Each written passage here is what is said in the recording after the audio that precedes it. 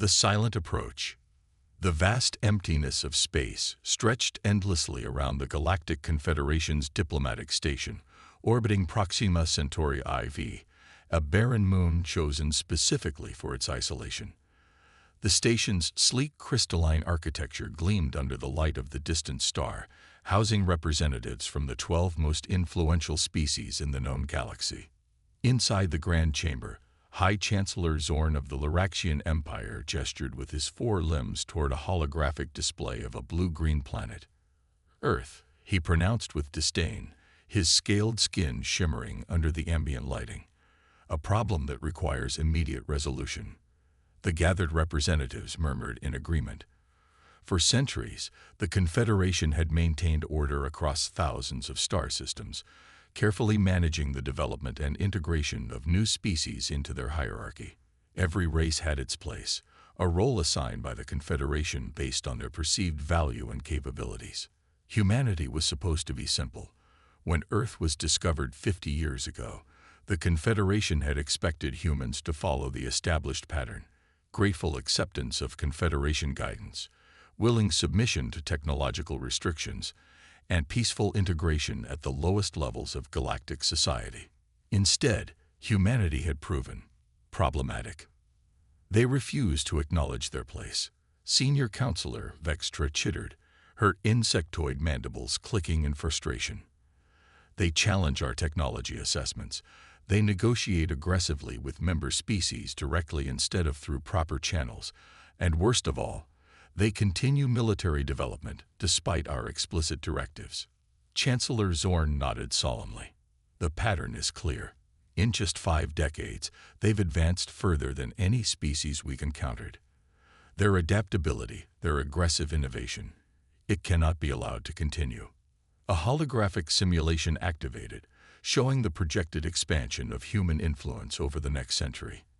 The red dots representing human settlements and alliances spread like a virus through Confederation space. This simulation confirms what we've feared, Zorn continued. If left unchecked, humanity will disrupt the balance we've maintained for millennia. Our analysts project a complete restructuring of galactic power within 3 centuries, with humans at the center. The Tellurian ambassador, a being of living crystal, chimed with a resonant voice. Then the solution is obvious. We must enact Protocol Omega. The chamber fell silent. Protocol Omega had been implemented only twice in the Confederation's long history. The complete removal of a species deemed too dangerous for galactic stability. We will dispatch the combined fleet to Earth in 14 cycles, Zorn decided, his voice heavy with finality. No warnings, no negotiations. Earth must be neutralized before they realize their potential. None of the gathered representatives noticed the small maintenance drone hovering in the far corner of the chamber, its optical sensors recording every word. 12 light-years away, in the shadowed space between Saturn and its rings, Captain Maya Rice stood on the bridge of the ESS Defiant, watching the transmission from the infiltration drone with growing anger. The stealth carrier, along with 11 other vessels of humanity's hidden fleet, had maintained position in this region for months, waiting, watching, and gathering intelligence. They've actually decided to wipe us out, Maya said quietly, her dark eyes reflecting the holographic display. They're going to try to eliminate our entire species because we refuse to accept their notion of our proper place. Commander Jackson Chen, her executive officer, straightened his uniform as he processed the information. We suspected this might be their response, but to hear it confirmed. Maya turned to face the bridge crew, all specially selected, all aware that they were part of humanity's greatest secret. When Earth had first encountered the Confederation, humanity had appeared to accept the technological restrictions and political limitations imposed upon them. But behind the facade of compliance, Earth's nations had united under a single purpose: survival. For 50 years, humanity had maintained 2 faces: the public one, humble, grateful for Confederation guidance, and the hidden one, fiercely independent, developing technologies in secret, building vessels far beyond what the Confederation believed possible. Admiral Capri needs to see this immediately, Maya said, nodding to her communications officer. The Confederation has made their decision. Now we make ours. Within hours, the encrypted transmission had reached Earth's hidden military command. Admiral Priya Khatri, Supreme Commander of Earth's Defense Forces, called an emergency meeting of the Defense Council. They'd given us 14 cycles, approximately 20 days by our calendar, before they launched their attack. The Admiral explained to the gathered military leaders, "We've known this day might come, which is why we've prepared." A holographic display activated, showing the positions of humanity's 12 stealth carriers, each carrying advanced fighters and weapons systems the Confederation had no knowledge of. The Defiant, Intrepid, and Relentless are already in position near the outer rim. The Confederation believes our most advanced ships are the publicly displayed cruisers operating in the Sol system. They have no idea what we've actually developed. General Weizong leaned forward. "What are you proposing, Admiral?" "We know where they're meeting. We know their fleet compositions. We know their defensive capabilities." Admiral Khatri's expression hardened. "I propose we strike first, not at their homeworlds, but at their leadership gathered at Proxima Centauri IV. We take out their command structure in one precise strike." For a moment, silence filled the chamber. The implications were enormous. This would not just be defense. It would be the start of an interstellar war. "The alternative is to wait for them to come to Earth," Khatri continued, "where billions of innocent civilians would be at risk. This way, we fight on our terms, not theirs." The vote was unanimous. Operation First Strike was approved. Captain Maya Reyes received her orders 6 hours later. The Defiant would lead the assault, coordinating with the other 11 carriers to converge on Proxima Centauri IV. Every aspect of the operation had to be perfect: timing, positioning, communications blackouts. The Confederation believed human ships were incapable of traveling faster than light without using their established wormhole network. They were wrong. Maya addressed her crew from the command deck. "In 16 hours, we launched the most important mission in human history. The Confederation has decided our fate without our input. They believe we're predictable, that we'll wait passively for our own extinction." She paused, looking at each face on the bridge. "We're going to show them how wrong they are about humanity." The human fleet moved silently through the darkness of space, using proprietary FTL technology developed in secret underground facilities on Earth and Mars. Their hulls absorbed scanning signals rather than reflecting them, making them virtually invisible to Confederation detection systems. As they approached Proxima Centauri IV, Maya received confirmation from the other captains. All vessels were in position, all systems nominal. Operation First Strike was a go. "All hands to battle stations," Maya ordered, her voice calm despite the weight of the moment. "Weapons systems online. Activate tactical display." The holographic display showed the Confederation diplomatic station, surrounded by a protective screen of warships, impressive vessels, but positioned for ceremonial display rather than actual combat. They weren't expecting an attack. Why would they be? No species had ever dared challenge the Confederation directly. "Synchronize jump coordinates with the fleet," Maya commanded. "We emerge simultaneously from multiple vectors. Maximum disorientation." The Defiant's engines hummed with power as the final calculations were made. Maya took a deep breath, thinking of Earth, of family, of all that was at stake. "Jump in 3, 2, 1. Execute." Space itself seemed to fold around the human vessels as they made their final approach, emerging from FTL directly among the Confederation's fleet. The element of surprise was total. Before the alien vessels could even power up their weapons, the human fleet had already taken firing positions. Inside the diplomatic station, alarms blared as the defensive AI detected multiple hostile ships materializing from nowhere. Chancellor Zorn and the other representatives rushed to the observation deck, their expressions morphing from confusion to shock as they beheld the impossible: a human battle fleet, armed and ready, when humans shouldn't even possess the technology to reach this system undetected. A communication request flashed on the main screen of the diplomatic chamber. With trembling limbs, Chancellor Zorn accepted the transmission. The stern face of Captain Maya Reyes appeared on the screen, her dark eyes boring into the assembled Confederation leadership. "No one was meant to arrive, isn't that right?" she said, her voice measured and controlled. "Well, that's too bad. Because we're here anyway." The first volley of fire erupted from the human vessels, targeting the Confederation ship's propulsion systems. The battle for humanity's future had begun, and the Confederation was about to learn just how badly they had underestimated the species they had planned to eradicate. Defiance unbound. The Confederation fleet scrambled to respond, their ships moving in disarray as commanders struggled to process the impossible scenario unfolding around them. Human vessels, sleek, angular, and bristling with weapons far beyond their supposed technological level, executed precision maneuvers that spoke of extensive combat training. Aboard the ESS Defiant, Maya watched the tactical display with intense focus. Target their command vessels first. Disable, don't destroy. We want them alive to witness this.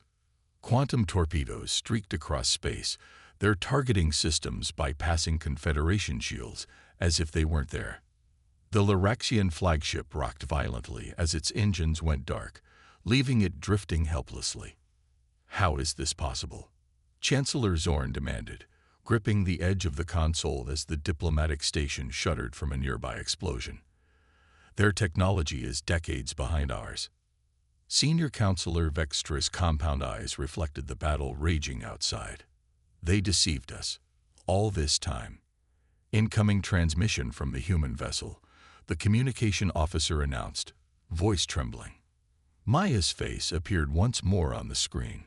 "Chancellor Zorn, this is Captain Maya Reyes of the Earth Space Service. I'm requesting your immediate and unconditional surrender." Zorn drew himself up to his full height, indignation momentarily overriding his fear. "You dare attack the Galactic Confederation. Your species has signed its own death warrant. Even if you defeat this fleet, our combined forces will reduce your planet to ash." Maya's expression remained unchanged. "Before you make threats, Chancellor, I suggest you check your long-range scanners, if they're still operational." Zorn gestured frantically to his officers. After a tense moment, one of them looked up, mandibles quivering in distress. "Chancellor, we're detecting human ships throughout Confederation space. Near Larax Prime, the Tellurian Nexus, Vextra's home system, everywhere. All our major worlds are currently within strike range of human vessels." The chamber fell silent as the implications sank in. This wasn't just a desperate strike by a cornered species. This was a coordinated galaxy-wide operation that had been planned for years. "That's impossible," Zorn whispered, but his voice lacked conviction. "Let me explain something about humanity," Maya said, leaning closer to the camera. "When we encountered your Confederation 50 years ago, we recognized the pattern immediately. We've studied our own history. We know what happens when a technologically superior force decides to guide a less advanced civilization. We know what happens when one group decides another is only valuable as a resource or a servant." Maya's eyes hardened. "So yes," we smiled and bowed and accepted your guidance publicly. And privately, we prepared, we innovated, we built, and most importantly, we learned everything about you while revealing very little about ourselves. The tactical display showed the battle was already over. 3 Confederation vessels had been destroyed when they refused to stand down. The rest were disabled and drifting. The diplomatic station was completely surrounded. "What do you want?" Zorn finally asked, his earlier arrogance evaporated. "I'm sending a shuttle to dock with your station," Maya replied. "I believe it's time we negotiated a new arrangement between humanity and the Confederation. One based on mutual respect rather than hierarchical control." 30 minutes later, Captain Maya Reyes stepped onto the diplomatic station, flanked by a security detail of 6 Marines in powered combat armor. The Confederation representatives watched in stunned silence as these humans, supposedly primitive, supposedly manageable, strode confidently into their sacred chamber. Maya removed her helmet, revealing her face to the assembled aliens. She was younger than many expected, her dark hair pulled back in a practical braid, her brown skin bearing the subtle marks of someone who had spent time under different gravities and atmospheres. "Let's be clear about something," she began without preamble. "We could have destroyed this station and everyone on it. We could have simultaneously struck at all your homeworlds. We didn't, not because we couldn't, but because that's not who we are." She activated a holographic projector on her wrist, displaying images of Earth, its cities, its natural wonders, its people. Humanity has fought thousands of wars among ourselves. We've experienced genocides, colonization, oppression. We know exactly where your path leads because we've walked it ourselves. The images shifted to historical footage, Earth's many conflicts, its suffering, but also its triumphs and moments of unity. When you found us, we were finally beginning to overcome our divisions. We were finally learning to work together. And then you arrived with your hierarchy, your restrictions, your predetermined place for us in your order. Chancellor Zorn found his voice. "The Confederation has maintained peace across thousands of worlds for millennia. Every species must accept their role for the greater stability. Peace through suppression isn't peace," Maya countered. "It's just oppression with good PR. You don't fear us because we're violent. You fear us because we change, we adapt, we question. We refuse to accept limitations placed upon us by others." The room grew tense as the implications of her words sank in. This wasn't just about humanity. It was about the fundamental philosophy of the Confederation itself. "What happens now?" the Tellurian ambassador asked, crystalline form vibrating with concern. Maya straightened. "Now we establish new terms. Earth will not submit to Protocol Omega or any other form of control. We will not accept technological restrictions or artificial limitations on our development. We will deal with other species as equals, not as subordinates in your hierarchy." She paused, letting her words sink in before continuing. "In return, we offer partnership.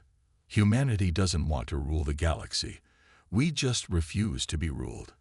We've developed technologies in secret that even your most advanced worlds would find valuable. We're willing to share them, collaborate, grow together, but only as equals." The silence that followed was deafening until it was broken by an unexpected source. From the back of the chamber, a figure stepped forward. Ambassador Threll of the Novan Collective, a species that had joined the Confederation relatively recently. "The humans speak truth," Threll said, their bioluminescent skin pulsing with emotion. "My people have chafed under Confederation restrictions for generations. We accepted our place because we believed there was no alternative. The humans have shown there is another way."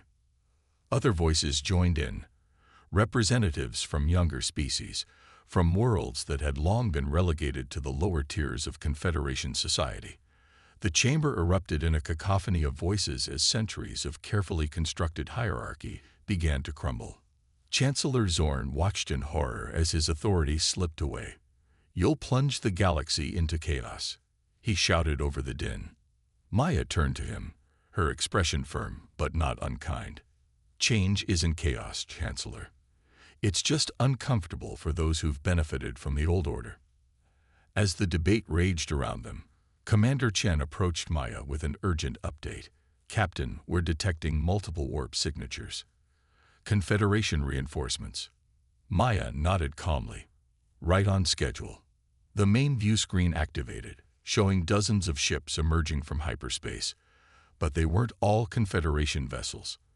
Many displayed insignia from worlds that had supposedly been loyal Confederation members. "What is this?" Zorn demanded, his scales paling. "This," Maya said with quiet confidence, "is the beginning of a new galactic alliance. When we realized what the Confederation truly was, we didn't just prepare Earth's defenses, we reached out to other dissatisfied worlds. We found many species who respected free will more than they feared your reprisals. The incoming vessels formed a protective barrier around the human fleet and the diplomatic station. On the command channels, captains from a dozen different species declared their support for a new galactic order, one based on cooperation rather than domination. "The Confederation as you've known it is over," Maya said, turning back to the assembled representatives. "You now have a choice. Help us build something better in its place, or stand aside." 3 days later, Captain Maya Rise stood on the observation deck of the ESS Defiant, watching as shuttles ferried delegates between ships. The emergency galactic summit had been chaotic, emotional, and ultimately transformative. Representatives from over 200 worlds had participated, many speaking freely for the first time in generations. "The Galactic Alliance," Commander Chen said, sampling the words as he joined her at the viewport. "It has a nice ring to it." Maya nodded, studying the document displayed on her tablet, the newly drafted charter for an interstellar union based on mutual respect and cooperation rather than hierarchical control. "They're calling it the Proxima Accords," she said. "Fitting, since this is where everything changed." "Not everyone's happy," Chen remarked. "The Lorexians and 3 other founding Confederation species have refused to sign." "They'll come around eventually," Maya said. "Or they won't. Either way, the days of forcing compliance are over." The viewport showed Earth's other vessels preparing to depart, returning to their positions throughout former Confederation space. Many would now serve as guarantors of the new alliance, ensuring that the transition remained peaceful. "Did we do the right thing?" Chen asked quietly. "Starting all of this?" Maya considered the question seriously. "We didn't start it, Jackson. We just refused to let someone else write our ending." She gestured toward the stars beyond the viewport. "For the first time in millennia, species across the galaxy are determining their own fate. If that's not worth fighting for, I don't know what is." As the Defiant prepared to return to Earth, Maya couldn't help but smile at the irony. The Confederation had feared humanity would disrupt their carefully ordered galaxy. They had been right, just not in the way they expected. Humanity hadn't conquered the stars. They had simply shown that another path was possible. The galaxy would never be the same again. And that was exactly the point.